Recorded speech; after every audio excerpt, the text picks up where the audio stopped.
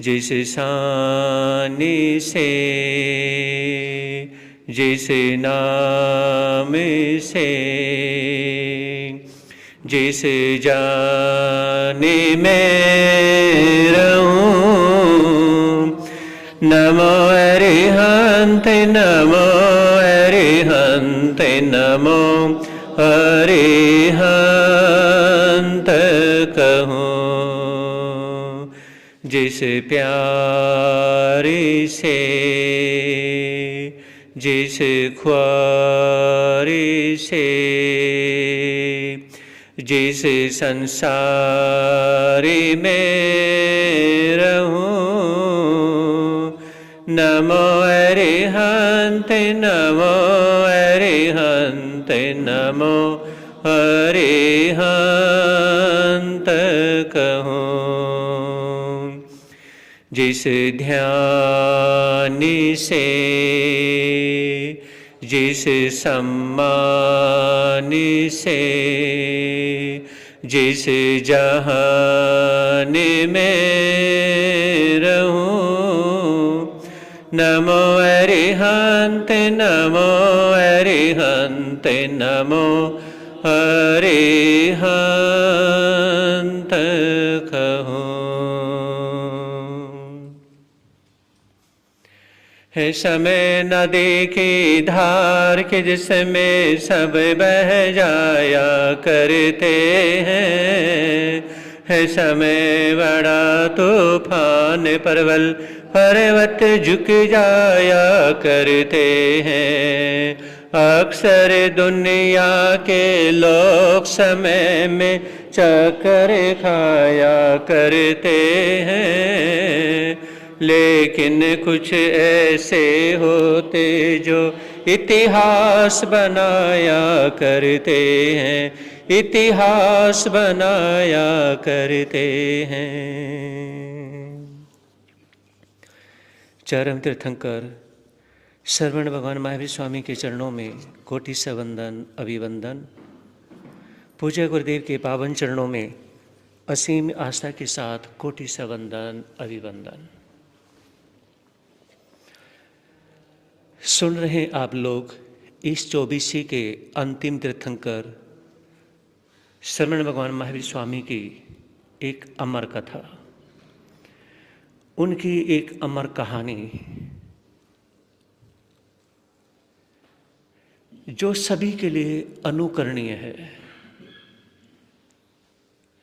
हम चाहे साधु साध्वी हैं, श्रावक श्राविका हैं, और हम सभी को मेरे परमात्मा ने 4 तीर्थों की स्थापना की, हमें 4 तीर्थ के रूप में बनाया। आप कभी भी किसी भी सिटी से जो गुजरते हैं, सिटी पे जाते हैं, मेन चौराहे पे जाते हैं, तो चौराहे पे क्या है? चौराहा मतलब जहां पर 4 रास्ते एक जगह मिलते हैं। समझ रहे? कोई भी रास्ता किसी दूसरे रास्ते की काट नहीं करता। ध्यान से समझना, कोई भी रास्ता किसी दूसरे रास्ते की काट नहीं करना कि इस रास्ते पे कभी चलना मत। मेरे प्रभु भगवान महावीर ने भी 4 रास्ते बनाए हैं, 4 तीर्थ बताए हैं। तो वो 4 तीर्थ ऐसे हैं कि अगर वो तीर्थ एक दूसरे की काट करना शुरू कर देंगे तो क्या होगा? खत्म हो जाएगा।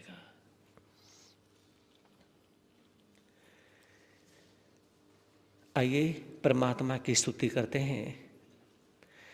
जय बोलो महावीर स्वामी की, जय बोलो महावीर। घट घट के अंतर्यामी की, घट घट के अंतर्यामी की, जय बोलो महावीर स्वामी की, जय बोलो महावीर। हो लाख बार प्रणाम तुम्हें, हो लाख बार। हे वीर प्रभु भगवान तुम्हें है वीर प्रभु, मुनि दर्शन मुक्ति गामी की, मुनि दर्शन मुक्ति। जय बोलो महावीर स्वामी की, जय बोलो।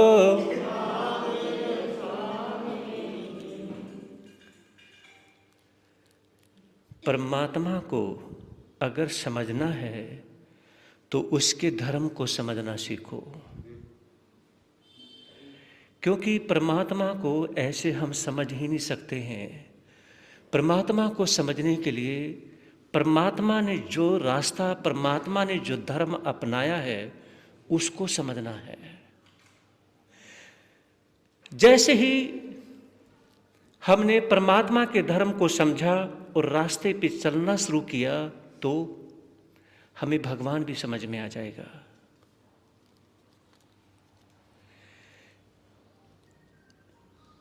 जिंदगी में अनेकों लोगों से प्यार मिलता है, अनेकों लोगों से धोखा मिलता है,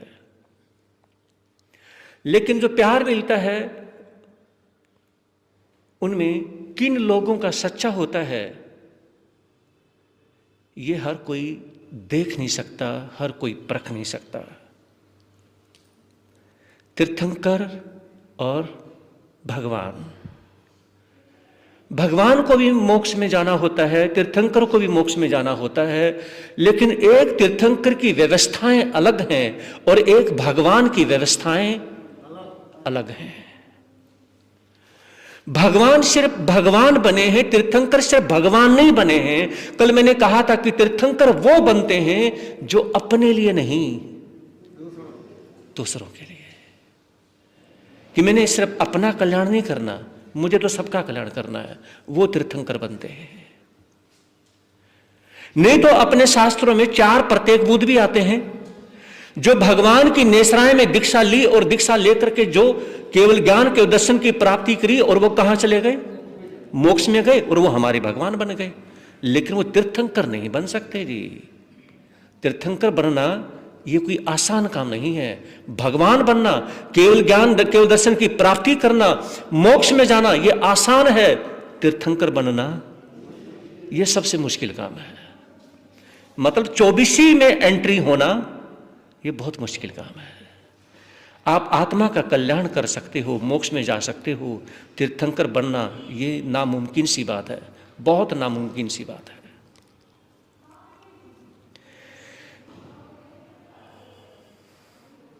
और देखिए, मेरे परमात्मा को अपने सपने पूरे करने में, वो सपने कब? मरीचि के भाव में। मरीचि के भाव में एक ही बात कि मुझे सपने पूरे करने हैं, और वो सपने पूरे करने में 24 भाव लग गए। मोक्ष में तो गए कौन से भाव में? 27वें भाव में। लेकिन अपने सपने पूरे करने में 24 भाव लगे।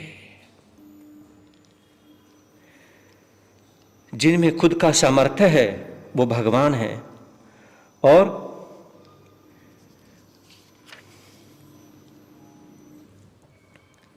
मरीचि का जन्म है रश्मि, जैसे सूर्य की रश्मि, सूर्य की किरणें। सपने देखने में जो पागल है, सपने देखने में जिसके अंदर जो जुनून है, सपनों की जो रश्मियां देखता है, समझ रहे ना, सपनों की जो किरणें देखता है, उस शख्स का नाम मरीचि है। यूं आप समझ सकते हैं। एक सूत्र है, राज्य भी तेरा, अधिकार भी तेरा, सत्ता भी तेरी, तूने सब कुछ दिया है, लेकिन वहां नीति मेरी है। जहां पर एक शासन चलता है, धर्म वहीं पे होगा। 6 खंड पे शासन करने का मतलब क्या है? जहां पर एक नीति होगी, एक आवाज होगी, एक छत्र होगा, एक राजा होगा, समझ रहे ना? और वहां पर रहने के बाद में एक अधिकार होगा, सब कुछ एक होगा, जहां पर दूसरी सोच पैदा ना हो, उस शासन को क्या कहेंगे? 6 खंड का शासन। और यानी कि जहां पर भरत चक्रवर्ती ने शासन किया। हर एक एक चीज का खुलासा करते चलेंगे ताकि वो हमारे समझ में आए, समझना जरूरी है। चक्रवर्ती यानी कि बनने की तैयारी, और इधर से देखिए एक व्यक्ति जो मरीचि के उसमें है, मरीचि ने देखा जब अपने ही पिता को राजा चक्रवर्ती के रूप में देखा, और वो कितनी चतुराई के साथ शासन चलाते हैं।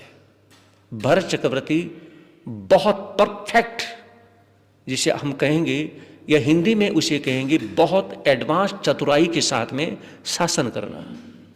ये चतुराई के साथ शासन करने का जो तरीका किसने देखा? मरीचि ने। और मरीचि वो युवक था, वो था कि देखने के बाद में वो एक जगह टिक के बैठ ही नहीं सकता था। उसके जब तक हजारों सवाल जवाब ना वो करे, मतलब ही नहीं है जी।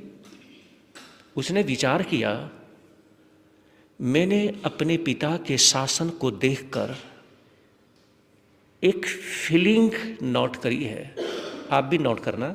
एक फीलिंग नोट करी है, और उस फीलिंग का नाम है युक्ति और शक्ति। कि अगर संसार में कामयाब होना है, अगर संसार में अपने परचम का झंडा लहराना है, तो वहां पर 2 चीजें जरूरी हैं। ये मैं नहीं बोल रहा हूं, ये मरीचि ने अपने पिता से सीखा है। एक युक्ति और दूसरा शक्ति। अगर तुम्हारे पास में युक्ति नहीं है और तुम्हारे पास शक्ति नहीं है, इनमें से एक भी कम हो गई तो वो ऊपर नहीं उठ सकता। युक्ति है और उसके साथ शक्ति है, जब ये दोनों मिलेंगी तो चतुराई के साथ में हम शासन जीत सकते हैं।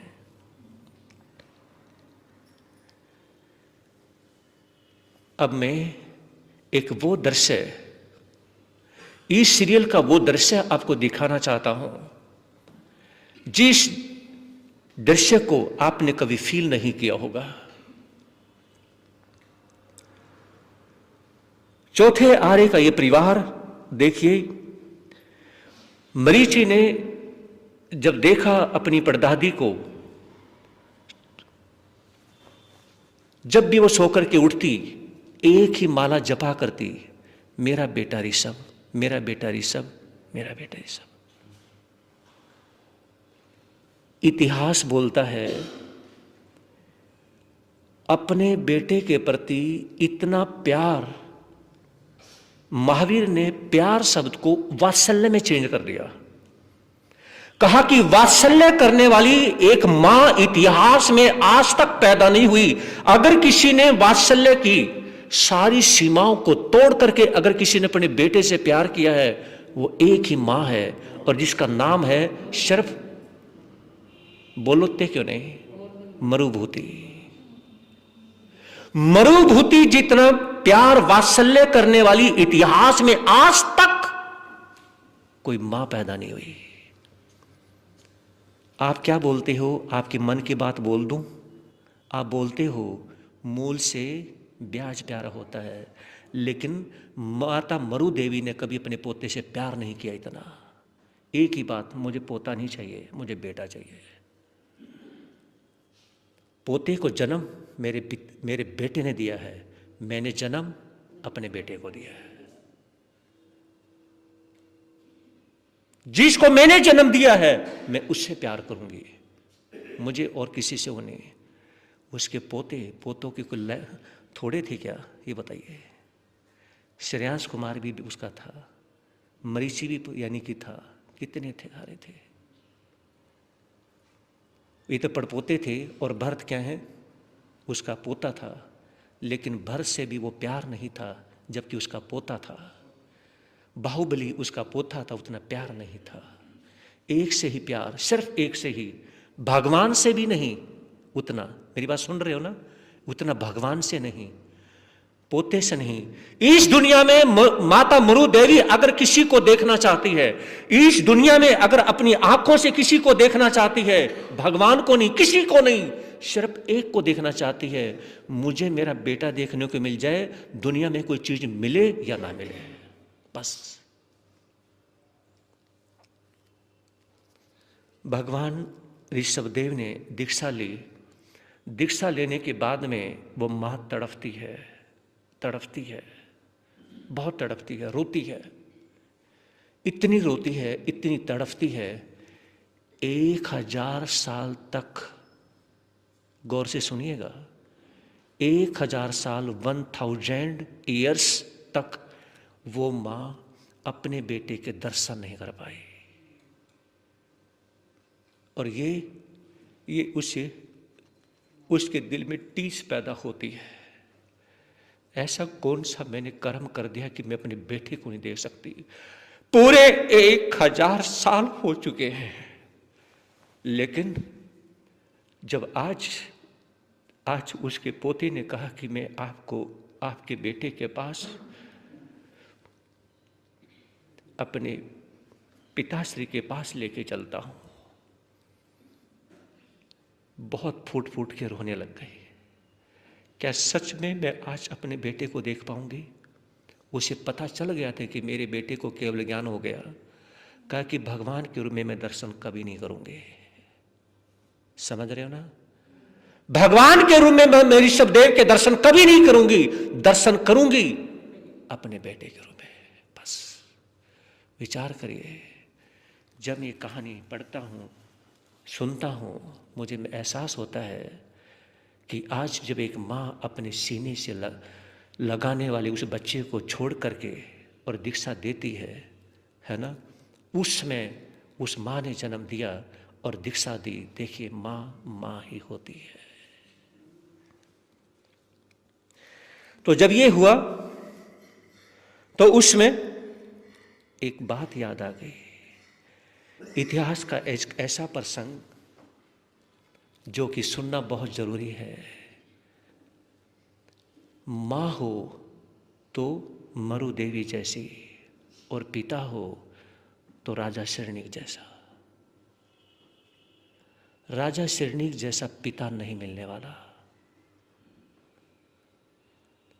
अपने सुख चैन के लिए राजा दशरथ ने राम को दूर कर दिया था, लेकिन राजा शरणिक ने अपने बेटे कौणिक से इतना दुख झेला, इतना दुख झेला। और जब वो हथकड़ियाँ बेड़ियाँ काटने के लिए आ रहे थे ना, उसमें अंगूठी का जो जहर पी गए। कल के दिन मेरे बेटे ने मुझे जितना मर्जी सताया हो, मारा हो, पीड़ित किया हो, कोई मेरे बेटे पर ये आरोप ना लगा पाए कि एक बेटे ने कुल्हाड़ी से उस अपने पिता को मार दिया। मैं नहीं चाहता कि मेरे बेटे के ऊपर कुछ भी गलत आरोप लगे।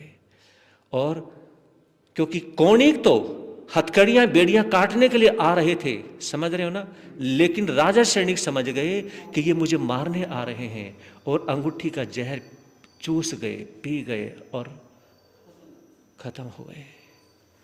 इतिहास ये बोलता है कि राजा शरणिक जैसा पिता नहीं मिल सकता, और माता मरु देवी जैसी नहीं मिल सकती।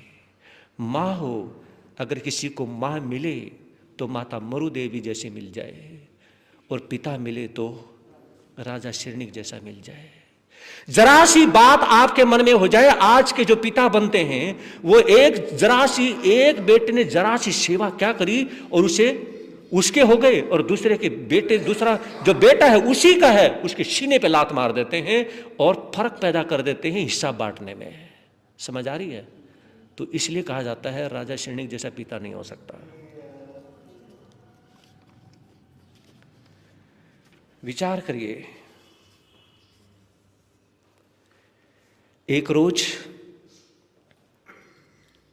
भरत चक्रवर्ती, उनके पास में 3 संदेश आते हैं कि भगवान ऋषभदेव को केवल ज्ञान की उत्पत्ति हो गई। दूसरा संदेश उसे मिलता है कि आयुधशाला में चक्ररत्न की प्राप्ति हो चुकी है। चक्ररत्न जो है वो एंट्री करना चाहता है, आप उसकी पूजा करिए। तीसरा यानी कि जो खुशी का समाचार मिलता है कि पुत्र रत्न की प्राप्ति हुई है, तो उसमें उनसे पूछा कि कौन सी खुशी का समाचार आप पहले मनाना चाहते हैं। तो भरत चक्रवर्ती ने कहा, मैं सबसे पहले समोषण में अपने पिताश्री भगवान ईश्वरदेव के समोषण में जाना चाहता हूँ। पुत्र का जो खुशी का समाचार है, उसकी खुशी में बाद में जो यानी कि चक्रवर्ती जो चक्ररत्न जो मुझे मिला है, तो वो भी बाद में, लेकिन सबसे पहले मैं भगवान के चरणों में जाना चाहता हूँ। धर्म प्रेमी बंधुओं, जो धर्म को पहले लेके चलते हैं वो कभी बुरा सोचते नहीं। अगर बुरा मन में आ जाए तो वो बुरा करते नहीं। मन में आ सकता है लेकिन वो करते नहीं। और देखिए, बात आती है कि बेटे के प्रति अपने आप को खपाने वाली, हमेशा रुलाने वाली अगर नारी के रूप में देखा, माता मरुदेवी को देखा, और पति के पीछे अपने आप को रोज एक एक सेकंड में खपाने वाली अगर किसी नारी को देखा तो वो गांधारी को देखा। क्योंकि पति के प्रति पल पल में जो अपने आप को खपा देती है वो सिर्फ गांधारी है। इतना कहीं किसी को नहीं देखा है। और कहने का मतलब है, तो उस समय भरत चक्रवर्ती और इधर से मरीचि, भरत चक्रवर्ती का अपने बेटे मरीचि से कोई स्नेह प्यार इतना नहीं था, ना कभी उसके प्रति इतना कुछ लगाव था, और मरीचि ये जानते थे। इधर से मरीचि जो है, जो आप लोगों ने कल सुना था कि वो एक कपिल को अपना शिष्य बनाते हैं, लेकिन उसका रीजन क्या था? उसका ये रीजन था कि एक रोज जितने हर रोज सवेरे से शाम तक जो मरीचि हजारों को दीक्षा लेने के लिए भगवान ईश्वरदेव के पास में भेजते थे, एक रोज मरीचि बहुत ज्यादा बीमार पड़ जाता है, बहुत ज्यादा बीमार पड़ गया। और बीमार पड़ने के बाद में क्या हुआ कि वो देखता है कि जिन लोगों को उन्होंने भगवान ऋषभदेव के पास में भेजा था और वो दीक्षा जो ले चुके हैं, उनसे आस लगाता है कि मेरी वजह से इसने दीक्षा ली है कि ये मेरी सेवा करे, है ना। लेकिन जब वो नहीं आते हैं, कोई भी सेवा करने के लिए नहीं आया, वहां मरीचि का दिल टूट गया। दिल टूट गया कि बस अब हद हो गई। तो वहां पर क्या है, उन्होंने फिर कपिल को अपना शिष्य बनाया था। और इधर भगवान से वो दूर होते हैं, और दूर होने के बाद में जब वो ये अपने ही कानों से सुनते हैं, क्योंकि जब भरत चक्रवर्ती के द्वारा जब पूछा जाता है कि 24वां तीर्थंकर इसका कौन होगा, तो अपने बारे में सुनने के बाद में क्या है, तो उसमें मरीचि इमोशनल हो जाते हैं। आज पता चला कि भगवान ही होता है, ये मरीचि सोचता है। क्यों? क्योंकि मैंने भगवान को छोड़ा, मैंने भगवान के धर्म को छोड़ा, मैंने भगवान के रूल को छोड़ा, मैंने भगवान को पूरी तरह से छोड़ दिया, ऐसा नहीं, लेकिन भगवान ने मुझे नहीं छोड़ा। सभा के बीच में आज भगवान ने मेरा नाम लिया, ये बहुत बड़ी बात है। इमोशनल हो जाता है, बहुत खुशी होती है मरीचि को। और उसमें एक बात कही कि मरीचि जो है तीर्थंकर भी बनेगा, चक्रवर्ती भी बनेगा, और भरत चक्रवर्ती से कहा कि ये वासुदेव भी बनेगा। ये कहा तो भरत चक्रवर्ती को खुशी हुई। किस बात की? कि मैं चक्रवर्ती हूं, मैं यानी कि तीर्थंकर का बेटा हूं, और मैं तीर्थंकर का बाप भी हूं। बहुत बड़ी खुशी हुई। मैं चक्रवर्ती का भी बाप हूं, मेरा बेटा जो भविष्य में चक्रवर्ती बनेगा मैं उसका बाप हूं, मेरा बेटा यानी कि भविष्य का जो तीर्थंकर बनेगा मैं उसका बाप हूं, भविष्य में यानी कि मैं आज तक वासुदेव नहीं बना, मेरे पिताश्री भगवान ईश्वरदेव आज तक वासुदेव नहीं बने, मेरा बेटा वो भी बनेगा। समझ रहे? और उसमें भरत चक्रवर्ती बहुत खुश होते हैं। पूरी सभा कहां तो भगवान ऋषभदेव की तरफ देख रही थी और कहां उल्टी मुड़ जाती है और देखना शुरू करती है किसको? पीछे मरीचि को, जो पीछे लास्ट में खड़ा था। लेकिन पब्लिक देख रही थी मरीचि को और मरीचि देख रहे थे भगवान को। भगवान आपके जैसी कृपा ना कोई कर नहीं सकता। विचार कर रहे हैं, थोड़े इमोशनल हैं और आपके जैसी, सच्ची कह रहा हूं भगवान कोई कृपा नहीं कर सकता। आपको मैंने छोड़ दिया लेकिन आपने मुझे नहीं छोड़ा। भरत चक्रवर्ती उठते हैं और खड़े होकर के जाके नमस्कार करते हैं, नमस्कार कर रहे हैं। लेकिन अब यहां से बीज उल्टा पड़ जाता है। भरत चक्रवर्ती देख रहे हैं मरीचि को और वंदन नमस्कार कर रहे हैं, मरीचि देख रहे हैं भगवान को, लेकिन यहां से भगवान पर से नजर हटती है और मरीचि ऐसे आंखें डाल करके अपने पिता को देखना शुरू कर देते हैं। और मरीचि की आंखों में घमंड आ जाता है, इसने कभी मुझे प्यार नहीं दिया, इसने मुझे कभी बाप का प्यार नहीं दिया इसने मुझे, और आज ये मेरे पैर छू रहा है। इस घमंड ने मरीचि के भाव का सत्यानाश कर दिया। समझ रहे हो ना? भरत समझ गए। समझने के बाद में भरत ने कहा, नमस्कार तो मैं कर रहा हूं और नमस्कार मैं करूंगा, लेकिन याद रखना बेटा, तुम्हें नहीं नमस्कार कर रहा हूं मैं भविष्य के, मैं फ्यूचर के तीर्थंकर को नमस्कार कर रहा हूं। तुम तीर्थंकर बनोगे और मुझे पता है मैं तीर्थंकर नहीं बनूंगा। और ये जो भगवान ने कहा है उस भविष्य के तीर्थंकर को मैं प्रणाम करता हूं। लेकिन मरीचि ने घमंड नहीं छोड़ा, घमंड नहीं छोड़ा। और इस घमंड ने, और दूसरा, भगवान ऋषभदेव के पास में जाकर के पश्चाताप नहीं किया। जब भगवान ऋषभदेव के पास में जाके पश्चाताप नहीं किया तो उसमें क्या है,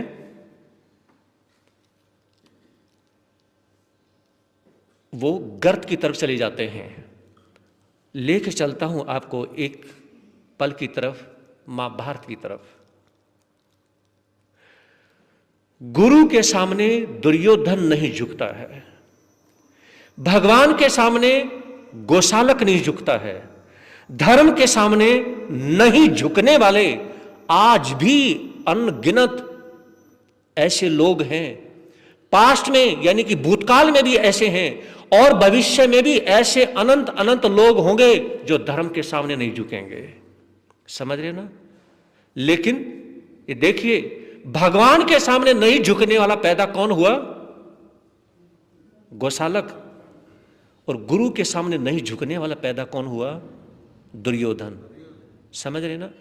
तो ये कहते हैं कि जो हमेशा अकड़ के ही चलता है, जो हमेशा अपने आप को सर्वोपरि मान के चलता है, जो झुकना पसंद नहीं करता है, याद रखें उन पर जरा सी बद्दुआएं लग जाए, जरा सा क्या है, जरा सा यानी कि उनके प्रति किसी का भाव खराब हो जाए तो गर्त में चला जाता है।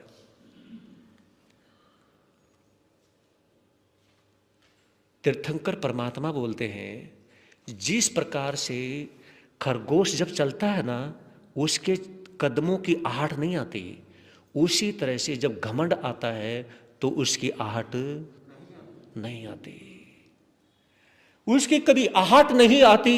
खरगोश चला जाता है, घमंड आ जाता है, चला जाता है, कभी पता तक नहीं चलता है। इसलिए कभी भी यानी कि घमंड नहीं करना चाहिए। और यह कहा जाता है, मरीचि ने अपने भाव में श्रेष्ठता तो हासिल करी, लेकिन उस श्रेष्ठता के साथ साथ में उसने घमंड भी उच्च कोटि का धारण कर लिया। उच्च कोटि का घमंड धारण करने के बाद में और देखिए, जब उसके पिता सामने खड़े थे तो उसमें इत्थम पिता है, इत्थम पिता है, इत्थम पिता है, सत्य मेरे पास है। जब ये बोला कि सत्य मेरे पास है, तो उस समय यानी कि विचार करिए, और भी घमंड बढ़ जाता है। और इस प्रकार से कहें, जब यह मन में आता है कि मेरे पास में सत्य है, और घमंडी व्यक्ति को अपना सत्य ही अच्छा लगता है। महापुरुषों ने 4 बातें कही हैं। अगर कोई व्यक्ति 4 बातें अपना ले तो वो क्या होगा कि भविष्य में यानी कि वो परमात्मा के मार्ग पे भी जाएगा और परमात्मा भी बनेगा। पहली बात, मेहनत से कभी दूर ना हो कोई भी कार्य। और मैं आपको बताना चाहूंगा, 2020 का चातुर्मास अपना बनोड़ में था, और वहाँ के प्रधान चमनलाल, और वहाँ अपने सारे ही ओसवाल जैन हैं। मैंने अपनी जिंदगी में ऐसा प्रदान ही नहीं देखा। क्यों? क्योंकि सेवक वाले काम भी यानी कि सारे यानी कि सवेरे से शाम तक ड्यूटी क्या, काम क्या, और ईगो या किसी तरह का कुछ भी नहीं। कोई कहे कि ये काम ऐसे कैसे, कहा कि भाई तूने करना है तो कर ले, नहीं करना हो तो मैं करूंगा। कहा कि आप क्यों करोगे, प्रधान? कहा कि प्रधान तो हुई नहीं, ये तो सिर्फ ठप्पा लगा हुआ, मैं नहीं हूं। कहा कि फिर है कौन? कहा कि है जो परमात्मा है, मैं नहीं। तो यानी कि देखिए, यानी कि हर कार्य को करने वाला, और यहां का मैनेजमेंट भी बहुत अच्छा है। तो सबसे कहा कि मेहनत करना, और दूसरा है पुण्य करने वाला, और तीसरा वंदन नमस्कार करने वाला, झुकने वाला, और चौथा इज्जत करने वाला। जो व्यक्ति 4 चीजें जिसने अपना ली हैं, जो मेहनत करता है, जो पुण्य करता है, जो वंदन नमस्कार करता है, और यानी कि जो इज्जत करता है, हर किसी की करता है, लेके चलता है। याद रखना, इज्जत लेके चलने वाला व्यक्ति, उसे इज्जत मिलती है। ये 4 चीजें जिसने अपना ली, उस व्यक्ति के पास में श्रेष्ठता में कमी रहेगी नहीं।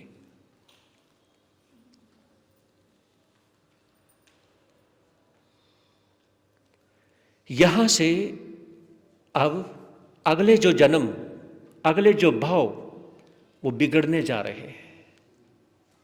किसके? मरीचि के।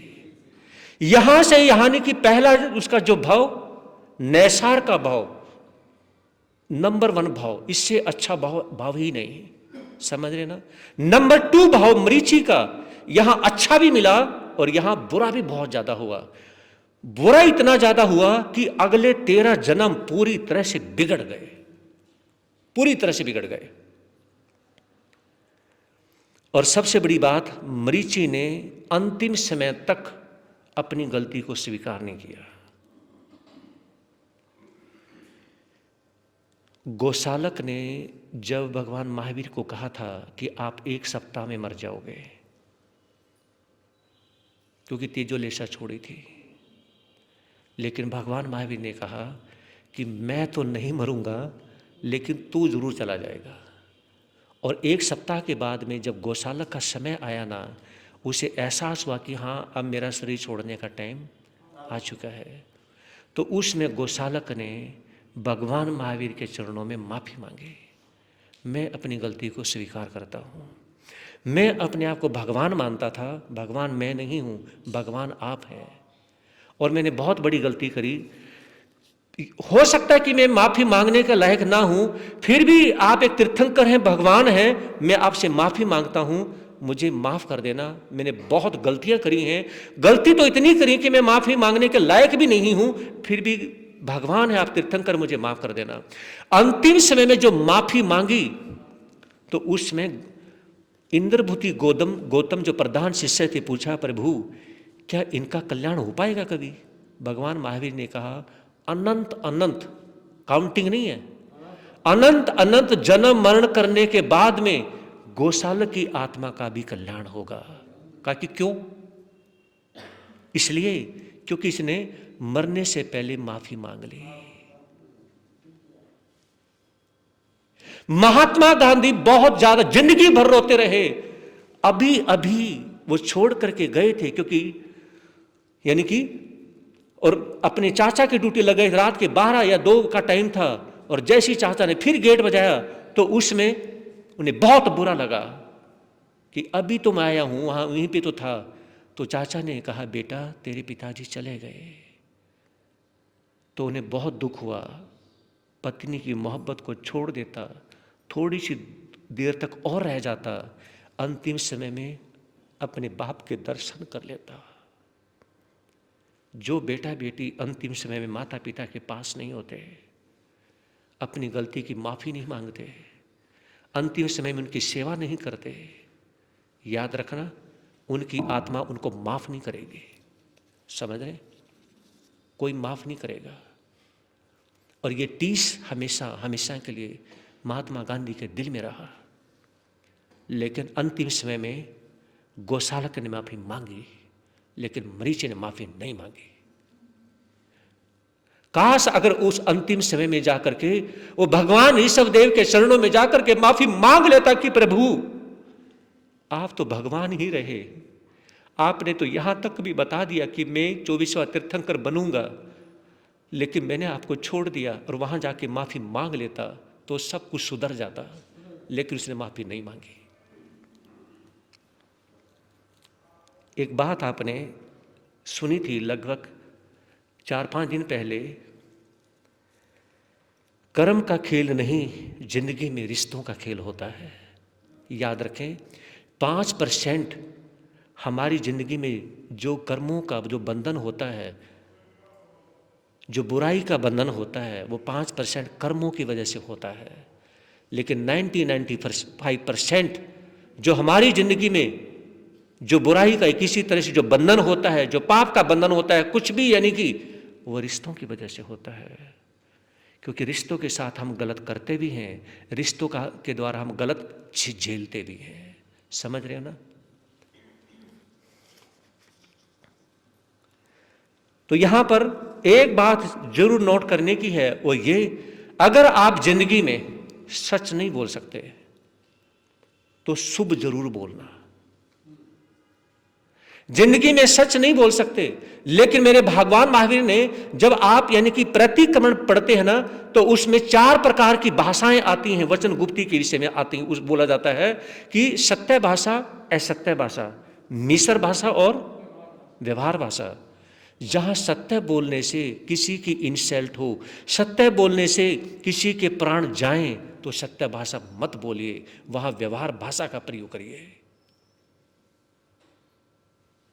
वहां सच्चाई नहीं बोली जाती।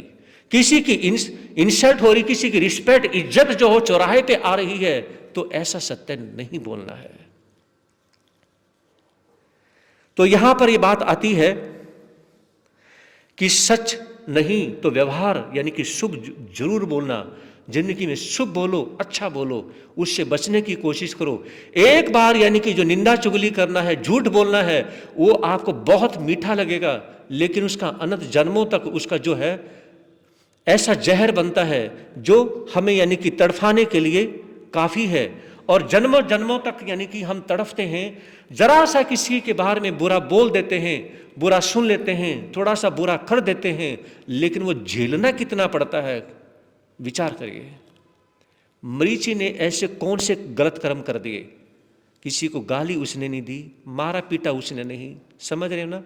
सिर्फ अंदर मन में घमंड किया था, अंदर ही तो किया था, है ना? एक घमंड किया था, सिर्फ यही तो किया था। भगवान के मार्ग पे चल रहा था, भगवान को छोड़ के दूर हो गया, लेकिन भगवान के प्रति बुरा विचार नहीं किया उसने। अंतिम समय तक, मरते समय तक भगवान के प्रति बुरा नहीं सोचा। वो त्रिदंडी सन्यासी बन गए, यानी कि भगवा वस्त्र धारण उन्होंने कर लिए, और भगवा वस्त्र धारण करने के बाद में अंतिम समय तक, मरते दम तक एक ही बात बोलते रहे कि भगवान भगवान ही है, भगवान जैसा मैं नहीं बन सकता हूं। भगवान के प्रति वो समर्पित रहे, भगवान के प्रति समर्पित तो रहे, लेकिन गलती क्या करी? माफी नहीं मांगी। समर्पण में भगवान के प्रति कमी नहीं थी, कई बार आप लोग हैं, हम लोग हैं, कोई भी है, हम क्या करते हैं कि मेरे समर्पण में कमी नहीं है, मेरी श्रद्धा में कमी नहीं है। अरे भाई, श्रद्धा में तो कमी नहीं है, समर्पण में तो कमी नहीं है, लेकिन जो आप मिस्टेक करते हैं, जो गलती करते हैं, उसकी माफी नहीं मांगी जाती। समझ रहे ना? तो उसमें क्या होता है, वो समर्पण काम नहीं आता। जैसे मरीचि का समर्पण काम नहीं आया, मरीचि की श्रद्धा काम नहीं आई, कोई काम नहीं आई। यहां तक कि समर्पण होने की वजह से भी, और श्रद्धा, इतनी श्रद्धा थी भगवान के प्रति, अटूट श्रद्धा होने के बावजूद भी, लेकिन गलती की माफी नहीं मांगी, उस वजह से अगले 13 जन्म बिगड़ गए। विचार करिए। अब अगले जन्म में, यहां से अगले जन्म में फिर राजा के यहां जन्म होता है, लेकिन ये जन्म पूरी तरह से बिगड़ जाता है। इतने कर्मों का बंधन होता है इस जन्म में, इतने कर्मों का बंधन होता है, इतने ज्यादा कर्मों का बंधन हो जाता है कि आगे आत्मा अब नीचे गिरती गिरती गिरती चली जाती है। और वो कौन से जन्म में आके उठती है, ये मैंने आपको 3 डेज पहले बता दिया था, कौन से जन्म में जाके उठती है वो, और किसकी वजह से उठती है ये भी बताया था आपको।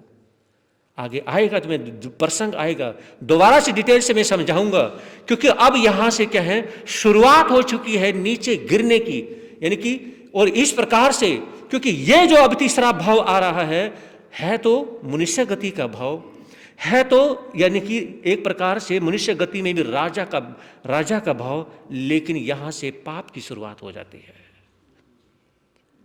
अभी तक तो सिर्फ यानी कि मेंटली सोच थी, समझ रहे हो ना? अभी तक सिर्फ मेंटली सोच थी, लेकिन अभी तक वो मेंटली सोच दूसरे जन्म की तीसरे यानी कि भाव में फिजिकल सोच बन जाती है। और वो फिजिकल सोच कैसे बनती है, कैसे यानी कि एक पाप को धारण कर लिया जाता है, ये हम कल स्वीकार करेंगे। आपको याद दिलाना चाहूँगा, जो भक्तामर पढ़ते हैं उसमें आता है एक श्लोक, न तद्भुतं भुवन भूषण भूतनाथ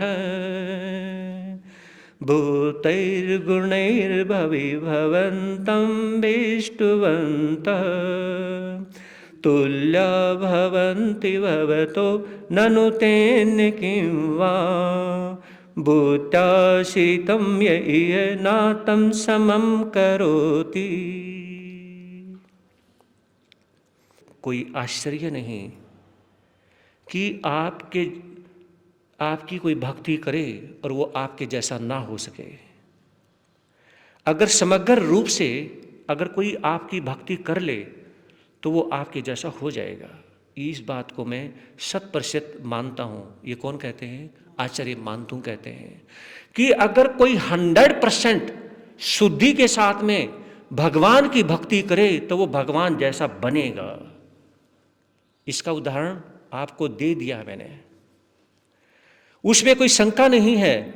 और 100% अगर किसी ने प्यार किया, 100% जो बहुत ज्यादा स्नेह किया, वो माता मरुदेवी के बारे में सुना, वो माता मरुदेवी ने किया अपने बेटे से, इतना ज्यादा स्नेह कर गई, इतना वात्सल्य कर गई बेटे के प्रति, इतना वात्सल्य कर गई, जैसे ही हाथी के ओढ़े पे बैठी और बैठने के बाद में जाते जाते ऐसे अपने बेटे को देखती रही, मेरा बेटा देखेगा, देख रही है, इमोशनल हो गई। जाते जाते एक बार भी ये नहीं देखा कि मेरी माँ जा रही है, और वो हाथी पे ओढ़े पे बैठी बैठी देख रही है कि देखे तो सही एक बार, माँ तो आखिर माँ है। और यहां पर यह श्लोक इसलिए मैंने सुनाया है क्योंकि 100% मां ने अपने बेटे के प्रति वात्सल्य प्यार किया था, लेकिन जब मुंह उठा करके आंख उठा करके भगवान ईश्वरदेव ने नहीं देखा तो वहां से खट्टा हो गया, मां का दिल खट्टा हो गया। कोई नहीं, जरूरत ही नहीं है, बस आज से जरूरत ही नहीं है, आज से ये मेरा बेटा नहीं और मैं इसकी मां नहीं। और वहीं से बस इतना सा था, केवल ज्ञान के दर्शन की प्राप्ति हुई और अपने बेटे से पहले मोक्ष में चले गए। ये जब दृश्य इस पे विचार करता हूं कि कमाल का दृश्य रहा होगा, वो ऐसा दृश्य रहा होगा कि काश वो हमारे सामने वो माँ की ममता, वो माँ का वात्सल्य, वो भगवान का यानी कि निर्मोही रूप, कितना निर्मोही रूप रहा होगा भगवान का, और कितना वात्सल्य रहा होगा उस माँ का। ये दृश्य भी कमाल का रहा होगा। और जहाँ पर हजारों लाखों की संख्या में क्या देवी देवता, क्या पशु पक्षी, क्या जीव जानवर, क्या और यानी कि मनुष्य गति के कितने वहाँ पर थे। विचार करिए, ये एक गजब का दृश्य आज की इस कथा का है।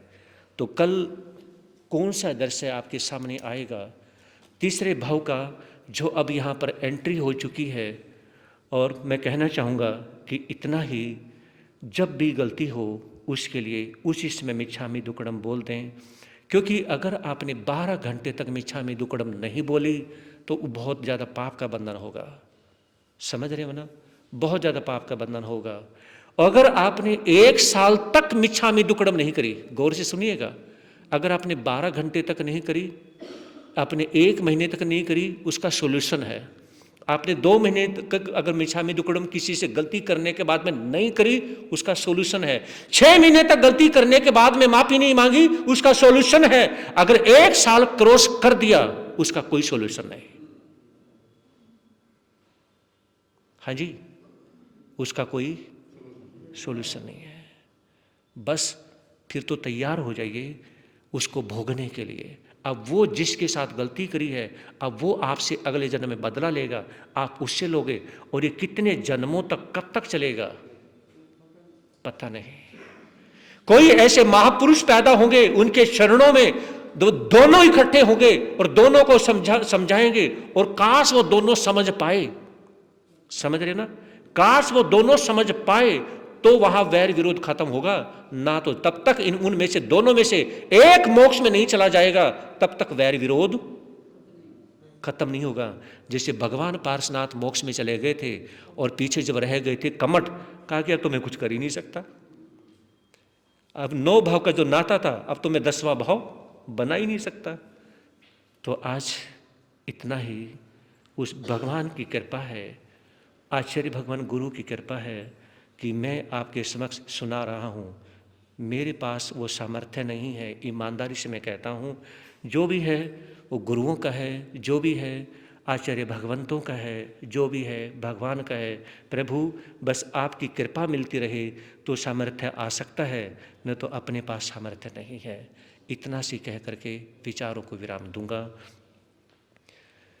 मिल करके 2 लाइनें बोलेंगे।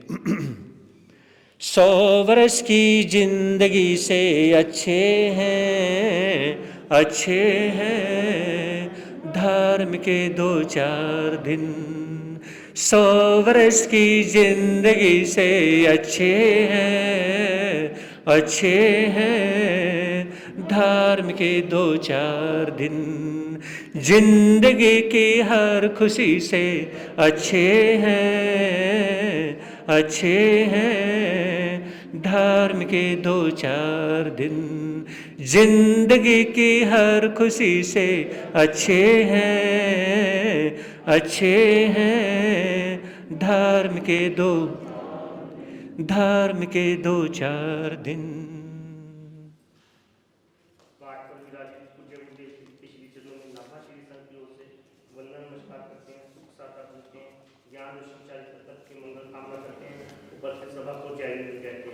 आने वाली 10 तारीख को भगवान महास्वामी का जन्म कल्याण नाभा में क्या पूरे विश्व में बड़े धूमधाम से मनाया जाएगा। मैं जैसा कि आपको बताया, झंडे के लिए जो लकी कूपन बनाए गए हैं, वो सुरेंद्र गोयल से अपना कूपन प्राप्त करके 2100 रुपये की दान राशि देकर सुरेंद्र गोयल से अपना कूपन प्राप्त कर सकता है। महावीर जयंती के ठीक 1 दिन पहले यहाँ महामंत्र नमस्कार का जाप होगा। 7:30 से 8:30, सुबह 7:30 से 8:30 तक होगा। सभी बहन भाइयों के चरणों में विनती है, उस ज़्यादा से ज़्यादा जाप में बारी देने की अवश्य कोशिश करें। और महावीर जयंती वाले दिन प्रभात फेरी भी निकाली जाए, उसका समय हम कल आपको बता देंगे। प्रभात फेरी के लिए सभी बहन भाई आमंत्रित हैं। तो बाहर से सभी दर्शनार्थी बहन भाई समाज की तरफ से हार्दिक स्वागत को अभिनंदन करते हैं, उनके चरणों में सहमति विनती करते हैं। प्रवचन की समाप्ति भोजन नाश्ता अवश्य जिन्होंने भी प्रभात फेरी पे भजन जयकारिता आदि जो बोलने हैं, भजन की जो बोलते हुए चलना है, तो वो भी सिलेक्ट हो जाएं। और मैं सभी भाई बहनों से कहना चाहूँगा कि आप मंत्री जी को पूरी तरह से फ्री कर दें तो कितना अच्छा होगा। ये हर रोज़ बोलते हैं कि 21 रुपये यानी कि जो भी हैं आप सभी के सभी उन्हें दे दें, है ना, तो कितना अच्छा। क्योंकि देखिए, विचार करिए कि महावीर जयंती पे, है ना, और यहाँ पर तो क्या है, सभी के सभी, और मुझे तो 100% विश्वास है, 100% विश्वास है कि ये कोई भी ऐसा परिवार नहीं होगा जो जहाँ पर ऐसा नहीं करेगा। हमारे समाज के जितने परिवार हैं ना, सारे श्रद्धालु परिवार हैं, सभी के सभी श्रद्धालु हैं। और हो सकता है कि काफ़ी नाम आ भी चुके हों और नहीं आए हों, तो इसलिए मैं कह रहा हूं कि आप सभी के सभी जब अपने नाम लिखवा देंगे, है ना, और यानी कि जो आपकी जो ड्यूटी फर्ज है वो जब कर देंगे, ये ना है कि हम 10 तारीख को करेंगे, ऐसा करेंगे, है ना, वो अपने फर्ज को आप पहले पूरा कर दें। क्योंकि ऐसा जो मैनेजमेंट है वो अपने फर्ज को, अपने कार्य को, जो भी सामाजिक कार्य हैं वो समय से पहले ही पूरा कर रहे हैं। तो जितने भी और परिवार हैं आप भी सभी पूरा करें, ताकि उस पूरी तरह से यानी कि फ्री माइंडेड हो। इतना ही, सभी खड़े होंगे और नरेंद्र जी मंगल भावना बोलेंगे और फिर जयकारे मंगल पाठ।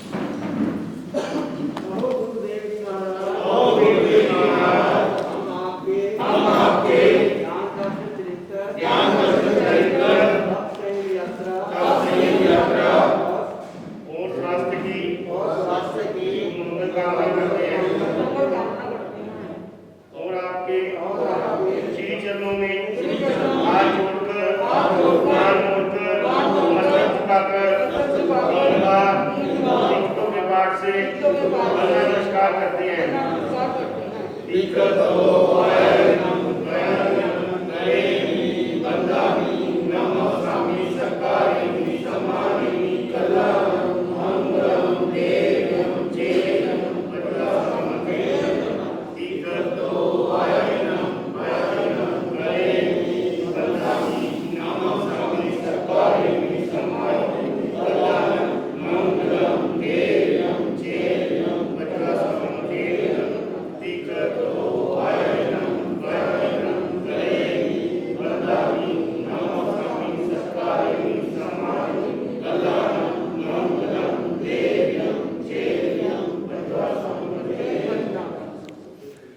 बोलिए श्रवणगण महावीर स्वामी की, आचार्य भगवान श्री शिव मुनि जी महाराज की, घोर तपस्वी श्री राम स्वरूप जी महाराज की, बाल ब्रह्मचारी श्री भागवत जी महाराज की, चमत्कारी बाबा परम सेवा पूजा गुरुदेव प्रेम सेव जी महाराज की, प्रज्ञा में ऋषि पूजा गुरुदेव श्री उपेंद्र मुनि जी महाराज की, सभी साधु संतों की, जैन धर्म की, श्री चत्तारी मंगलम मंगलम सिद्धा मंगलम साहु मंगलम केवली प्रणंतो धूम मंगलम, चतारी लोगतमा रियंता लोगतमा सिद्धा लोगतमा साहु लोगतमा केवली प्रणंतो धूम लोगतमा, चतारी शरणम पवे जामी अरिहंते शरणम पवे जामी सिद्धे शरणम पवे जामी साहु शरणम पवे जामी केवली प्रणंतो धम्मो शरणम पवे जामी, अरिहंतों का शरणा, सिद्धों का शरणा, साधु का शरणा, धर्म का शरणा, ये चार शरण दुख हरण जगत में और न शरणा